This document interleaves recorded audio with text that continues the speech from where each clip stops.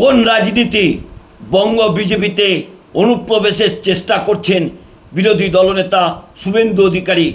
সেই প্রশ্নের তোলপাড় বঙ্গ বিজেপি অত্যন্ত ক্ষুব্ধ শুভেন্দু অধিকারীর কাজকর্মে। যে অভয়ার বাবা কেন্দ্রীয় স্বরাষ্ট্রমন্ত্রীর অধীনে থাকা সিবিআইকে ঘুষখোর বলে আক্রমণ করছেন, আর তার সঙ্গেই শুভেন্দু অধিকারী পথ চলছেন, তাদের নিয়েই নবান্ন অভিযান করছেন।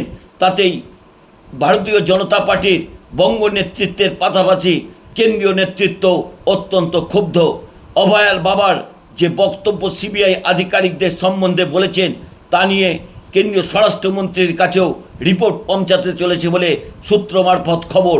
একদিকে ভারতীয় জনতা পার্টির প্রার্থী হিসেবে এই অভয়ার বাবা মাকে দাঁড় করাতে চাইছেন শুভেন্দু অধিকারী, আর সেই অভয়ার বাবা মা কেন্দ্রীয় স্বরাষ্ট্রমন্ত্রীর অধীনে থাকা সিবিআইয়ের আধিকারিকদের ঘুষখোর বলছেন। ঘুষ খেয়ে তারা নাকি অভয়ার বিচারের ফাইলকে চেপে দেবার চেষ্টা করছেন। এই বিচারিতা কোনো মতেই ভালো চোখে দেখছে না বঙ্গ বিজেপি এবং কেন্দ্রীয় নেতৃত্ব।